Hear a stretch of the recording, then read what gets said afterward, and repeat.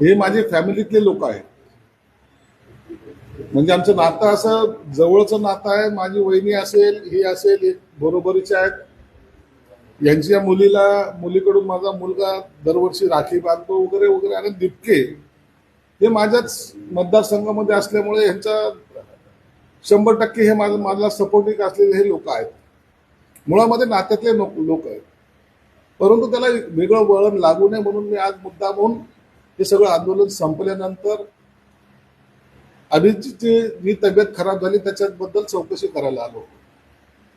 त्यांच्याकडून जी काही माहिती मिळाली ना, ती अत्यंत मनापासून ज्याला म्हणतात ना, ती माहिती त्यांनी मला सुद्धा द्यायचं, शेअर करायचा प्रयत्न केला.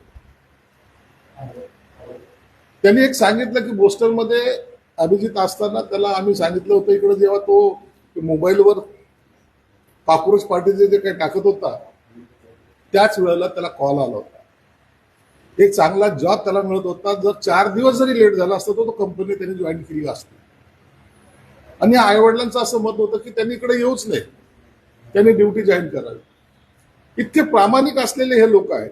राजकारणाशी यांचा काहीही संबंध नाही, परंतु मुलाच्या मनामध्ये विद्यार्थ्यांसाठी काहीतरी केलं पाहिजे, ती एक जिद्द उराशी बाळगून तो अमेरिकेतून इकडं मुंबईला आला. त्यानंतरचा सगळा इतिहास आपल्याला माहिती. आज त्याची तब्येत खराब आहे, तिथं त्याला टायफॉइड झालेला आहे. यांचा भाचा हा तिथं देखभालीसाठी तिथं गेलेला आहे. जवळपास 4-5 दिवस तो हॉस्पिटलाइज आता आणखी राहणार आहे. म्हणून मुद्दामून लाठीचार्ज झाला त्यावेळेला सुद्धा मी माझं मत व्यक्त केलं होतं.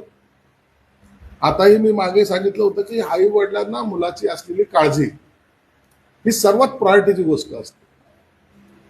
मुलगा मोठा झाला किंवा मुलाचं नाव झाल्यापेक्षा माझा मुलगा सुरक्षित आहे, चांगला आहे, हेच आई वडिलांना पाहायचं असतं.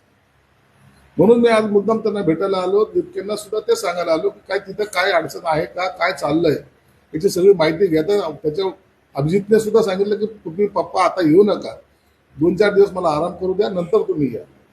या सगळ्या गोष्टीची माहिती घेण्यासाठी मी आज फक्त त्यांच्याकडे आलो होतो. पालकमंत्री या नात्याने नाही तर हे माझे नातेवाईक म्हणून सुद्धा यांना भेटणं, मध्ये जर आलो असतो तर त्याचं वेगळं राजकारण झालं असतं, कुणी काही आणखीन त्याचे कॉमेंट्स केले असते. म्हणून त्याला टाळण्यासाठी मधल्या काळामध्ये आम्ही भेट घेतली.